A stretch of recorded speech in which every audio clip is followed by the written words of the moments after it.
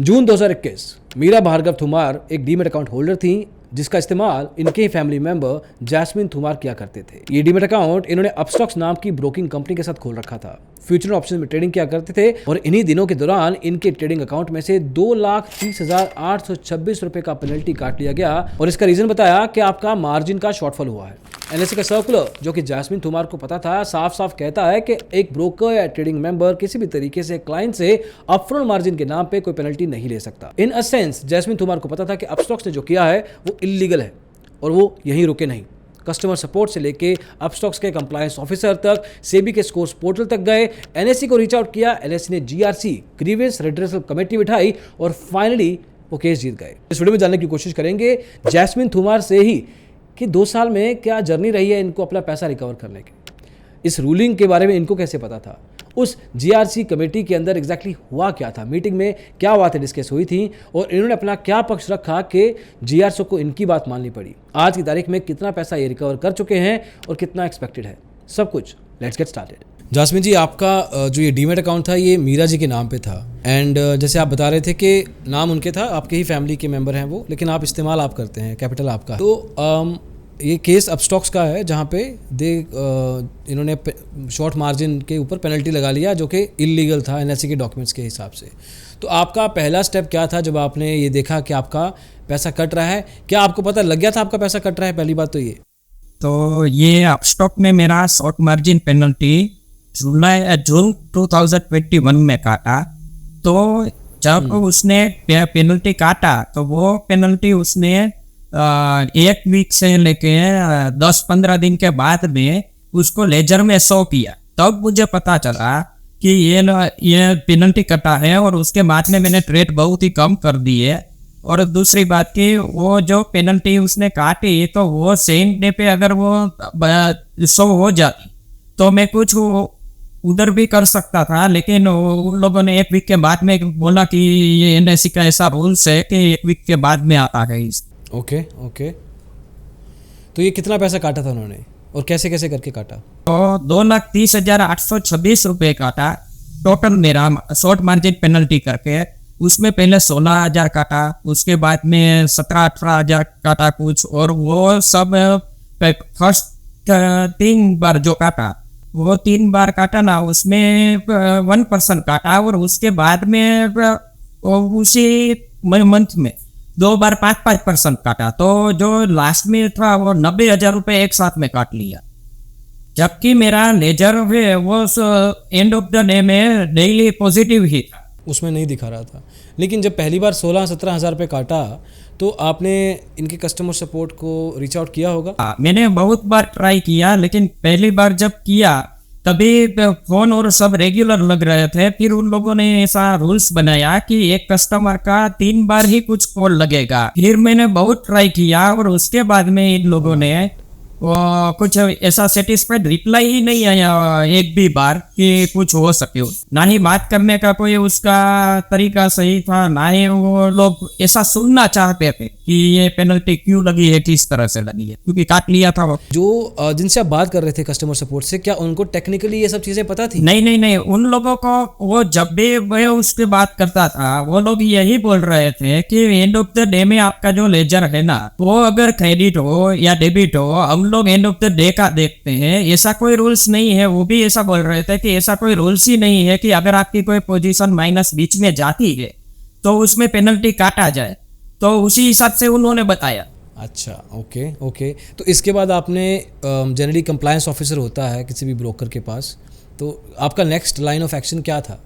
मैंने बहुत बार ट्राई किया, फिर ये सेटिस्फाइड आंसर न मिलने की वजह से मुझे ऐसा मतलब कि मुझे तो पता ही था, 90% में श्योर था कि मेरा ये पेनल्टी गलत तरीके से उसने काटा। आपको कैसे पता था वैसे ये सब जब रूल्स आया ना उसी टाइम में बहुत बार वो मतलब कि किसी का पेनल्टी काटना है। अच्छा। तो उसके बाद में मैंने सुना था। सेटिस्फाइड आंसर न मिलने से मैंने फिर सेबी में शिकायत दर्ज की और एनएससी में। उससे पहले अपस्टॉक को मैंने एक लॉयर हायर किया और उससे मैंने अपस्टॉक में बोला कि लीगल नोटिस भेजा कि भैया ये है। अच्छा। तो मैंने ये लॉयर हायर करके, क्योंकि मुझे ऐसा लग रहा था कि मैं इसमें 90% श्योर हूँ और मेरा इतना पैसा काट लिया है इन्होंने, तो ये मतलब कि रिलायबल नहीं है। तो फिर मैंने वो लीगल नोटिस भेजा, उन्होंने रिप्लाई दिया। रिप्लाई में उन्होंने ऐसा बोला, मैंने एनएससी के 3 सर्कुलर भी भेजे, उसमें क्लियर कट लिखा है कि शॉर्ट मार्जिन पेनल्टी कोई ब्रोकर अपने कस्टमर को ट्रांसफर नहीं कर सकता। तो मेरे पास में वो 3 सर्कुलर भी थे, वो मैंने भेजे। तो इन लोगों ने लीगली नोटिस में रिप्लाई किया कि ये तीनों सर्कुलर हम पे एप्लीकेबल नहीं है। अच्छा, हाँ, क्यों? वो क्यों नहीं है उसने ऐसा नहीं लिखा, लेकिन उसने बोला कि ये तीनों जो सर्कुलर है वो भी हमारे पर एप्लीकेबल नहीं है और इसको हम लोग है ना कुछ भी नहीं कर सकते हैं इस मैटर में, और ये जो कस्टमर की कंप्लेन है उसको ही रिजेक्ट किया जाए। फिर हम लोगों ने आगे एनएससी में और उसमें कंप्लेन की और स्कोर में, और उसके बाद में एनएससी ने आगे का प्रोसीजर किया। और एनएससी ने, सर मैं एनएससी को वैसे थैंक यू बोलना चाहूंगा, उनकी टीम ने बहुत ही मेरा हेल्प किया, बहुत सपोर्ट किया। जो डॉक्यूमेंट्स मुझे चाहिए थे तो वो वहां से फोन आता था मुझे कि ये डॉक्यूमेंट्स भी आपका सबमिट करवा दीजिए। तो इस तरह से एनएससी ने भी बहुत सपोर्ट किया, और एनएससी में भी हम लोगों ने बात की तो उन्होंने आगे गाइड किया कि इस तरह से करना। तो जो फाइनल रूलिंग आया है तो उसमें बोला है कि जीआरसी ग्रीवेंस रिड्यूसल कमेटी बैठी थी और यहाँ पे अपस्टॉक्स की तरफ से भी 3 लोग आए थे और आपकी तरफ से आप ही गए थे, और जीआरसी की तरफ से वहाँ पे एनएससी की तरफ से कोई आया था। हाँ। तो क्या एग्जैक्टली हुआ क्या उस डिस्कशन में? उस डिस्कशन में मैंने 3 सर्कुलर भेजे, दिखा है कि ये मेरे पास 3 सर्कुलर है। इसमें ऐसा लिखा है कि एनी सर्कमस्टेंसेस आप किसी भी हाल में पेनल्टी काट नहीं सकते। तो सर ये मेरे 3 सर्कुलर है, और मुझे एक सर्कुलर एनएससी का ऐसा दिखा दीजिए जहां पर ऐसा बोला हो कि वे ब्रोकर है वो पेनल्टी अपने कस्टमर पर ट्रांसफर कर सकता है। अगर आप ऐसा एक भी सर्कुलर मुझे दिखा दे तो मुझे कोई प्रॉब्लम नहीं है, ये जो पेनल्टी काटा है वो सही है, तो मुझे ये पेनल्टी पे करने में कोई प्रॉब्लम नहीं। तो उसके बाद में जीआरसी ने सब दोनों साइड से सुना, लेकिन जो अपस्टॉक की साइड से 3 आदमी आए हुए थे उसके लॉयर,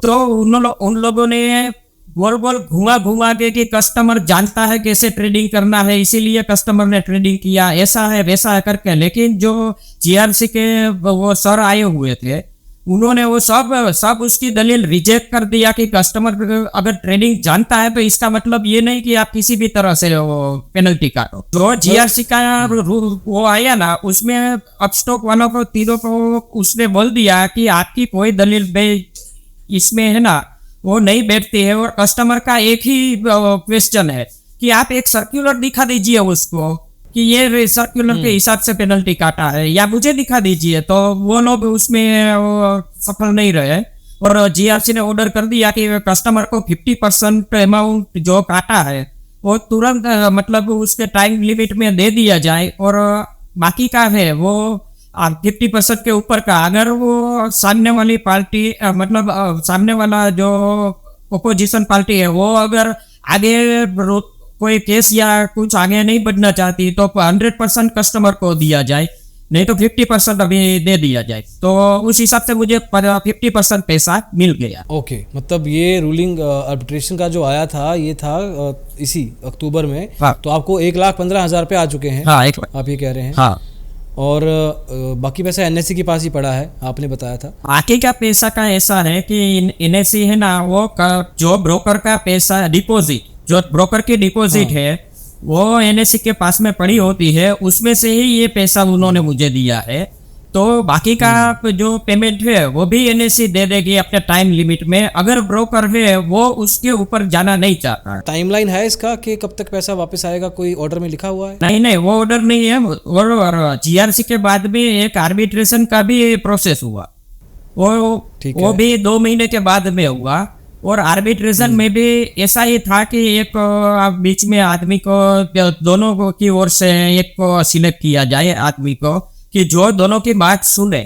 तो उसमें भी उनके 3-4 आदमी थे, मैं तो अपना मेरा साइड रखा, लेकिन वापिस से मैंने वही पूछा उसको कि भैया एक आप सर्कुलर दिखा दीजिए जिसमें पेनल्टी काटने को बोला हो। तो उस टाइम भी उन्होंने कुछ नहीं बोला, और उसमें तो क्लियर कट जो आर्बिट्रेशन है उसका एवॉर्ड बोलते हैं उसको, जो बताते हैं फाइनली तो आर्बिट्रेशन अवार्ड में क्लियरली लिखा गया है कि ये जो पेनल्टी है वो मतलब कि उसमें काटा रहे हैं, ये सही नहीं काटा है। Illegally. हाँ, इलीगली काटा है, इलीगली यूज भी किया है उसमें वर्ड कि हाँ कि ये इलीगली है और ये कस्टमर को 9% इंटरेस्ट के साथ में वापस दिया। मेरी जो लीगल टीम है आर्बिट्रेशन का, वो मेरे पास में सर्कुलर आ गया, फिर एनएससी ने उसकी वेबसाइट पे भी आर्बिट्रेशन का सर्कुलर रख दिया। उसके बाद में हम लोग मतलब कि मेरी जो लीगल टीम है उसने वेबसाइट और सोशल मीडिया दोनों में डाला, तो अपस्टॉक से एक मेल आया कि भैया ये आप हटा लीजिए, ये इससे कंपनी की रेप्यूटेशन खराब होती है।